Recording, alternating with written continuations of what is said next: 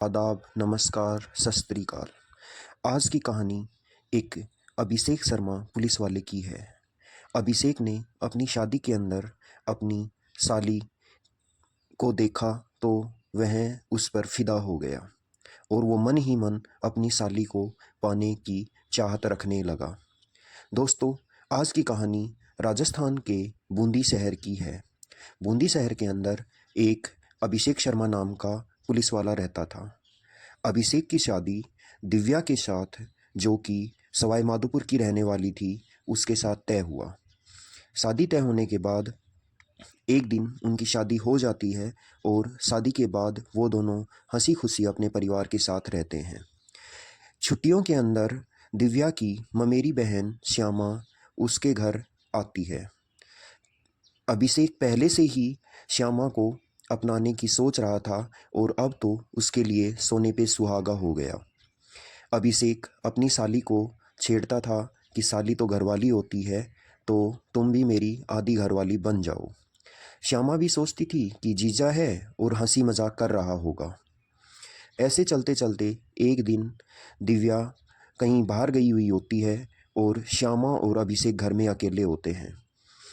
अभिषेक फिर से अपनी साली के साथ मजाक करता है और साली, जो कि अभी जवानी की दहलीज पर चल ही रही थी, अपने जीजा से बात करते करते, हंसी ठिठोले करते करते और उन दोनों के बीच वो सब हो जाता है जो दो अनजान लोगों के साथ नहीं होना चाहिए।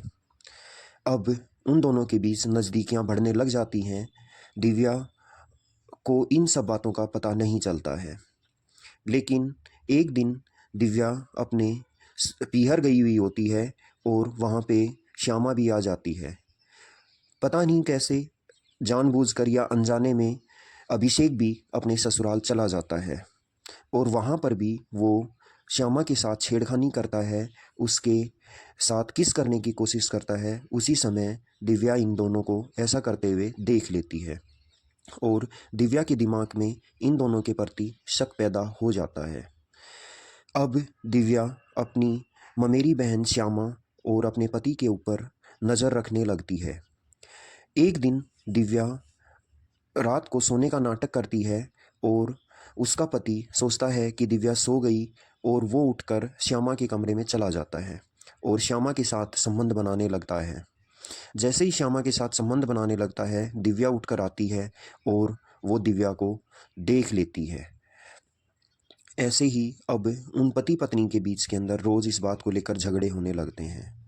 इधर श्यामा अपनी जवानी की दहलीज पर थी, उसका संबंध एक नावेद नाम के लड़के से हो जाता है। अब दिव्या उन दोनों को रोकने की कोशिश करती है, लेकिन अभिषेक और श्यामा रुकते नहीं हैं। इसी बीच दिव्या अपना ससुराल छोड़कर अपने पीहर आ जाती है और तलाक के लिए कोर्ट में याचिका दाखिल कर देती है। अब अभिषेक श्यामा के साथ शादी रचाने का सपने देखने लग जाता है, पर उधर श्यामा तो अपने जीजा के साथ जवानी के मज़े लूट रही थी, वो उससे शादी नहीं करना चाहती। अब दिव्या ने तो तलाक के लिए अप्लाई कर दिया था, लेकिन अभिषेक सोचता है कि श्यामा मुझे बेवकूफ़ बना रही है।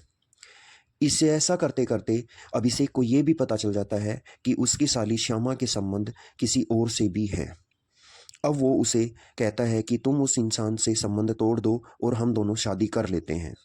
लेकिन श्यामा तो शादी नावेद से ही करना चाहती है और वो अपने जीजा से कहती है कि मैं शादी करूँगी तो नावेद से ही करूँगी।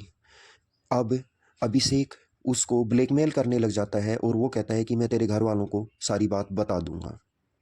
अब श्यामा सोचती है कि ऐसे तो हमारे लिए परेशानी खड़ी हो जाएगी और वो नावेद को अपने साथ मिलाकर अपने जीजा अभिषेक को रास्ते से हटाने की सोचती है।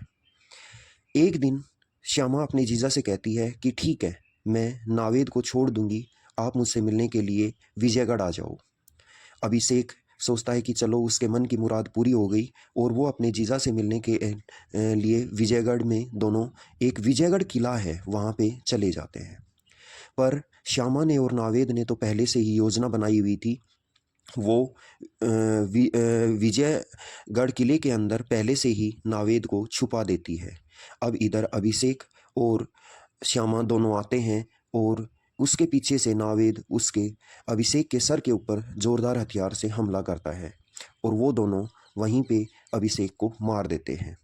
हालांकि पुलिस को समय लगा, लेकिन पुलिस ने इस गुत्थी को सुलझा लिया।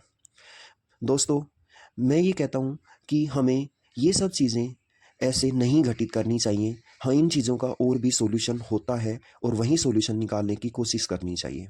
दोस्तों, मैं आपसे भी पूछना चाहूँगा, आप भी अपना दिमाग लगाइए और बताइए कमेंट करके कि अभिषेक के पास, दिव्या के पास, श्यामा के पास और नावेद के पास ऐसा कौन सा रास्ता होता है जिससे कि ये घटना ना घटित होती। दोस्तों, अगर वीडियो अच्छी लगी हो तो वीडियो को लाइक करें, चैनल को सब्सक्राइब करके मुझे अनुग्रहित करें। आपका बहुत बहुत धन्यवाद।